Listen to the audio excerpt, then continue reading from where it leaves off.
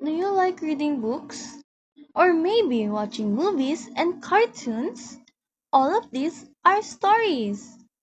But what makes a story a story? Every story has special building blocks called the elements of a story. Let's learn about them together one by one.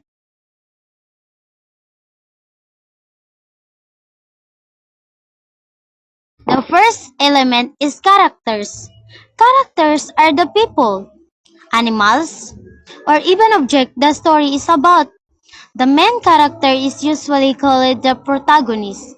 This is the hero, or the person we follow the most.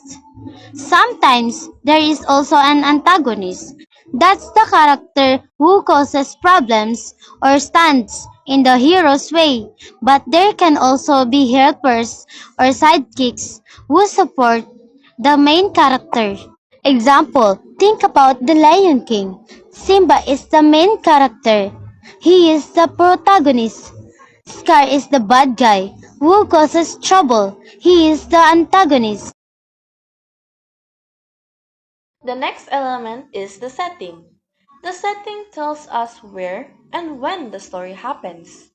Some stories take place in real places, like a busy city or a school.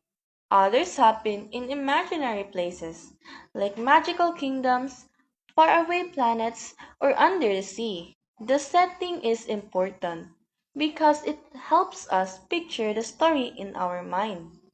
It also makes the story feel real, even if it's make believe. The plot is the chain of events. It is what happens in the story step by step. Most plots follow a simple path. The plot mountain helps us see the shape of a story, how it starts, builds, peaks, and finishes. A story is like a journey up and down a mountain. At the bottom, you start calm, then you climb higher as the problems grow. At the very top is the most exciting part, and then you go down the other side as the story settles and ends. There are five main parts of the plot mountain: exposition, rising action, climax, falling action, and resolution. First is exposition. It is the beginning of the story. This is where we meet the main characters, learn about the setting, and get a hint of what the story will be about. Next comes the rising action. This is where things start to happen. A problem or conflict appears. The characters try to solve it, but they face challenges. This is the longest part of the story and it builds excitement. We reach the climax, the most exciting part of the story.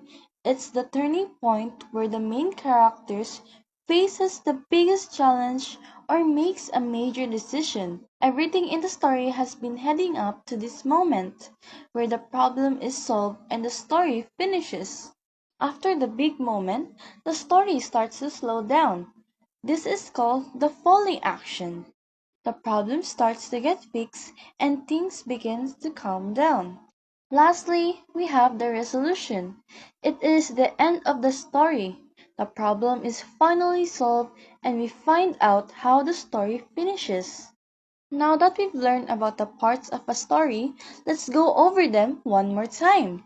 Every good story follows five main stages.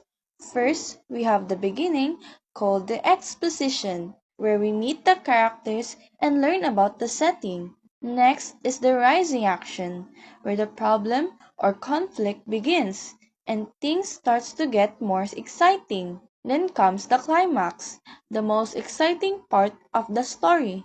It's when the big moment happens that changes everything. After that is the falling action, where the story starts to calm down and the problem begins to get solved. Finally, we reach the end, or resolution, where the story finishes and we see how everything turns out. So remember, exposition, rising action, climax, falling action, and resolution. These five parts helps make a story fun, exciting, and complete. The conflict is the problem in the story. Every story needs a problem, or else it would be boring.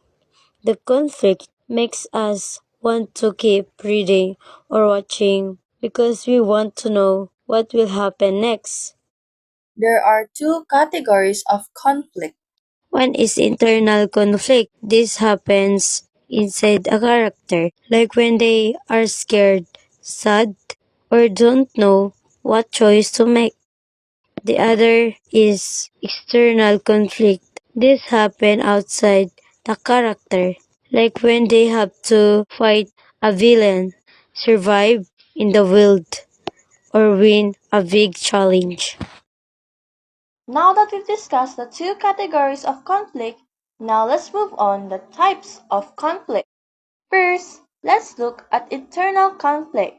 That means the problem is inside your own mind. I really want to play my video game, but I also know I should finish my homework first. What should I do?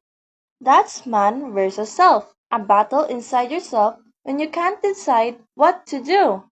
Now let's move on to external conflict. These are the struggles with things outside yourself. First is man versus man. Give me the last candy. No, it's mine. That's a conflict between two people. Next is man versus nature. Oh no, it started raining during recess. I need to find shelter so I don't get soaked. That's when the problem comes from nature. Next, we have man versus society. I want to wear my superhero costume to school, but the school says no costume allowed. That's when rules or traditions cause conflict. Next, we have man versus technology. Oh no, I was writing my school project and the computer just deleted everything. That's when technology causes a big problem and gets in the way. And lastly, we have man versus supernatural. I can't sleep.